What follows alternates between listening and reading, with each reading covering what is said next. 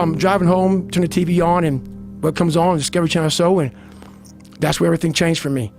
I was taking a shower, I walked out, heard these guys, and I watched the show, and it made me reflect big time on the piece of shit that I am, and I'm exactly what people said I was going to be. So what was on this show that really struck home? It was, I saw these guys going in the water, so I was terrified of it. I mean, I can't even express. Have you ever had a big fear?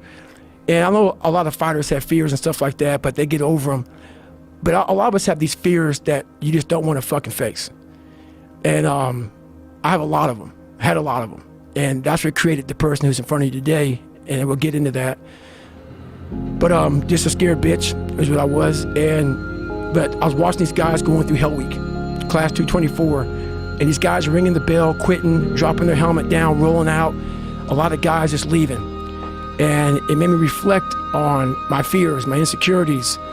And I saw real men, what I thought were real men who were staying, who were overcoming adversity, who were overcoming all these different things that I had blamed so many fucking people in my life, my dad, my mom for not being there. When I was 14 years old, my mom was gonna get remarried to this great guy. He got murdered. And then I moved back to that small town in Brazil, and everybody was to blame. My learning disability, my skin color, you know, me being everything. And so I sat there for a while, and I was like, man, I got it. No one's gonna fucking come to help me. No one's gonna fucking come to help me. It's fucking me against me, period. And so I had to man up, and I said, the first thing I gotta start doing is facing every fucking fear I have, no matter what the fuck it is, man. And these things would keep me up at night. No one, people who are hearing this shit, they will never really understand and grasp when you face these things and so many things, how they keep you up and haunt you at night. I think there's a lot of people out there that know what you're talking about. I mean, and so that's what it did. And I had two options: to either be that 300-pound guy who sprayed for cockroaches and made $1,000 a month, and at 24 years old, knowing when I'm 50 fucking years old, I can reflect on this and think about what guy I never became, or I can totally just sack it up and fail and fail and fail until I succeed. So I started calling recruiters up. I said, I'm gonna go be a fucking Navy SEAL.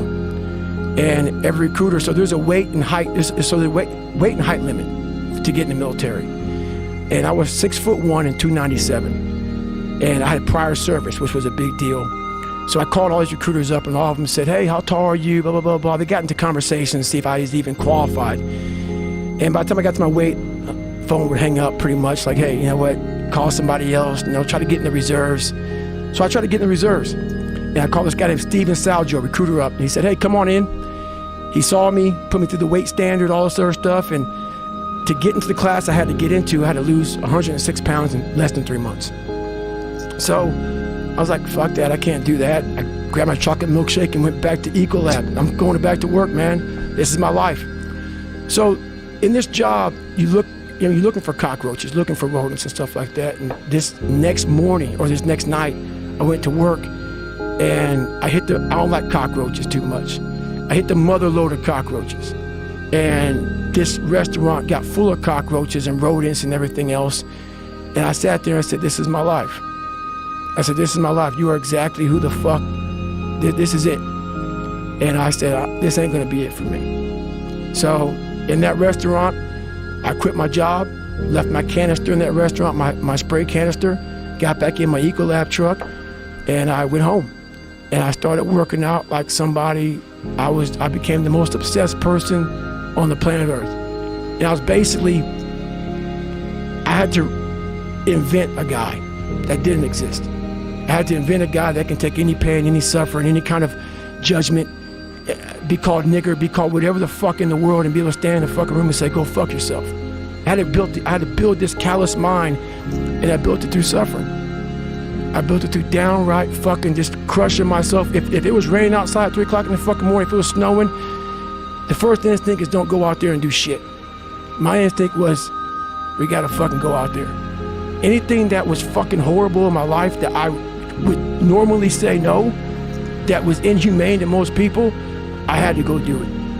And I started callousing my mind at this point in my life. And I lost the weight. And I went back to recruiter. I got into that class. And I went through 3 Navy SEAL Hell Weeks in 1 year. Only guy to ever be in 3 Hell Weeks in 1 year, to my knowledge. The first one I didn't make it through, the next 2 I did. And that, I just didn't, I didn't stop anymore from there. And I started realizing through this process that the fucking mind is what you created. And I started opening different doors that I didn't think were even there, that I didn't think even existed. And the more doors I opened up, the more I started realizing that my potential is damn near endless. And it changed my whole mindset. So I went from David Goggins and I created Goggins. And that journey is a priceless journey that is hard for me to even explain to people because it sounds so quick and easy. Like I lost this weight and I went through 3 Hell Weeks, I went to Ranger School, went to Delta Force Selection, whatever it is. It was brutal. It's a brutal journey every fucking day. And everybody goes, well, are you happy? If anybody knows my life story, and I try to give you just a snippet of it, where I'm at today is in front of Joe Rogan telling you my life. To get through where I became, to get through where I'm at now, there's nothing but pride I have for myself that I can't really show people. Because I have this face that they see like, are you happy? What's wrong with you? I'm driven. I'm obsessed. And that's what you see. That's it. People need to hear the story. This is an exciting story for people because there's a lot of people out there that feel trapped and they feel stuck and they feel like they can't do anything. This is who they are. You're a guy who felt that exact same way, but figured out how to not be that person and be a person that you would admire. What were the first steps? Like, you had some slips before, right? Because you quit because of the water thing. Right. But then when you went back the second time and you decided you're going to lose all that weight and you quit that job, was it just straightforward from there, or were there some days where you just failed and then you picked it back up again? So my first run, when I decided to lose the weight, I was, like I said, 297. I was about 32% body fat. And my idea was to run 4 miles for my first run. I didn't know how bad it's gonna fucking hurt me. I used to run before I was fat, and I was like, fuck it, I can do this. I ran a 1/4 mile and walked home. I walked home and sat on my couch and cried. I went to my mom's house, who was about maybe 20 minutes down the road, and cried and get in her couch saying, man, I can't fucking do this shit. I don't know what I'm gonna do. I just got somebody pregnant. My life was just fucked. I was making $1,000 a month. My rent was $810 a month. And my mind just kept fucking with me. And kept fucking, you're not good enough, man. This isn't for you, man. These guys are the baddest motherfuckers on the planet Earth. You're not that. And what it was, and it's kind of funny, I was obsessed with Rocky. Rocky 1 in particular. And when I was a kid, I'd come home every day and I'd watch this fucking show, Rocky. And I would fast forward with the little VHS tapes to round 14. Round 14 fucked me up like nobody's business. Why? This song came on, right? So when I bought the pull-up record, I listened to the song for 17 hours. It's 2 minutes and 13 seconds. And I'm able to visualize and dream like nobody's business. And I know that I can create a vision that many people can't. And I work for it. So the vision I had was when Apollo Creed beat the fucking shit out of Rocky, beat the shit out of him, he kept fighting.